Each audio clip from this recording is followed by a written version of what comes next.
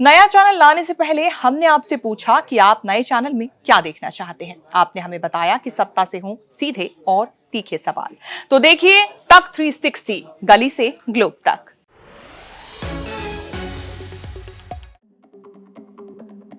तमिलनाडु में विधानसभा चुनाव तो होने हैं, लेकिन सबसे ज्यादा चर्चा ये हो रही है कि थलापति विजय का होगा क्या, जो अपना सब कुछ दांव पर लगाकर राजनीति में आए चुनाव लड़ने।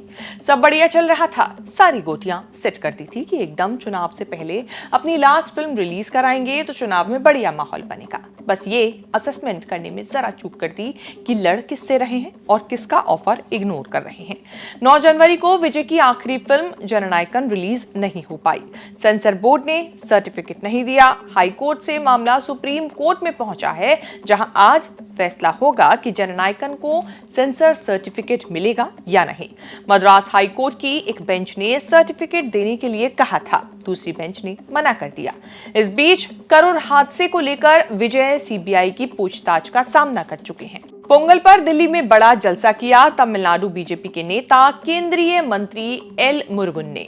चुनाव से पहले तमिल कनेक्शन बनाने के लिए पीएम मोदी के लिए इससे बढ़िया मौका क्या हो सकता था।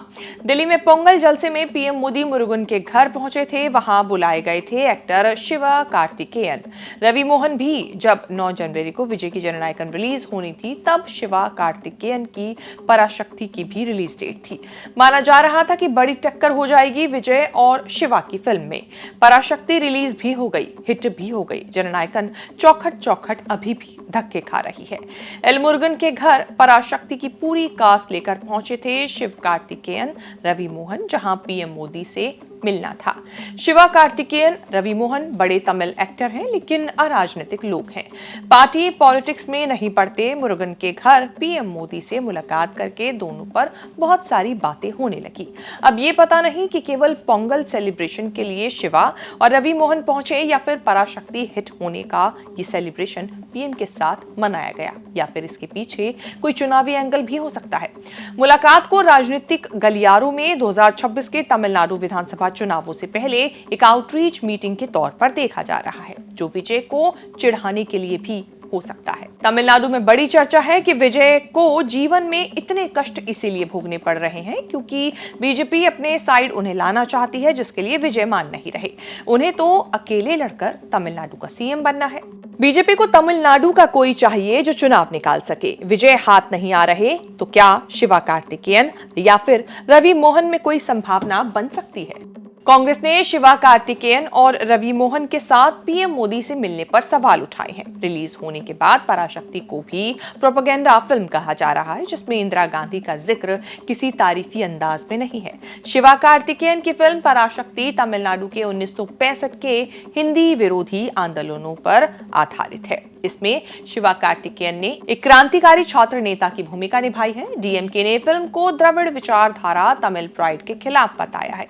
डायरेक्टर सुधा कुंगारा ने आरोप लगाया कि विजय के समर्थक फिल्म के बारे में वहम, अफवाहें, नेगेटिव कैंपेन चला रहे हैं।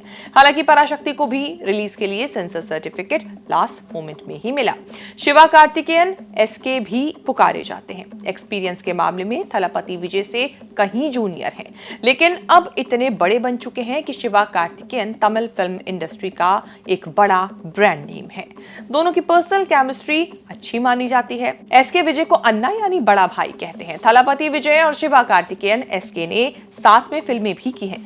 विजय की बड़ी film the greatest of all time यानी कि गोट में शिवा ने कैमियो रोल भी किया था। इसके बदले में विजय ने शिवा कार्तिकेयन को महंगी लग्जरी घड़ी गिफ्ट की थी। शिवा कार्तिकेयन ने विजय की फिल्म 20 के सुपरहिट गाने भी लिखे थे। ये बात अलग है कि जननायकन की रिलीज फंसने के बाद विजय के फैंस ने शिवा की फिल्म के पोस्टर फाड़कर गुस्सा जताया था। टकराव को लेकर शिवा कार्तिकेयन ने विजय को फोन कर बात की थी, उम्मीद जताई थी कि रिलीज होने के बाद भी हम दोनों की फिल्में अच्छा करेंगी। टीवी की दुनिया से करियर शुरू किया, तब स्टैंड अप कॉमेडियन और मिमिक्री आर्टिस्ट हुआ करते थे। आगे बढ़कर शिवा ने तमिल सिनेमा में अपनी जगह बनाई और आज हिट एक्टर माने जाते हैं। पहली फिल्म 2012 में धनुष के साथ मरीना की थी। तब से कई हिट फिल्में दे चुके हैं। उनकी कंपनी शिवा कार्तिकेयन अब फिल्में भी बनाती है। लिरिसिस्ट और प्लेबैक सिंगिंग की अलग क्वालिफिकेशन है। कंप्यूटर साइंस में इंजीनियरिंग की डिग्री और एमबीए करने के बाद शिवा कार्तिकेयन ग्लैमर की दुनिया में आए और छा गए। 2024 में अमरन भी ब्लॉकबस्टर साबित हुई। पराशक्ति को भी जोरदार रिस्पांस मिल रहा है। शिवा कार्तिकेयन ने 2010 में अपनी चचेरी बहन आरती से शादी की थी। अब एक बेटी आराधना और बेटे गुगन और पावन के साथ परिवार है। शेष भारत की इस रिपोर्ट में इतना ही। इस रिपोर्ट को लेकर आपकी क्या राय है, कमेंट करके जरूर बताएं और आगे भी ऐसी खबरें देखने के लिए आप बने रहें न्यूज़ तक के साथ।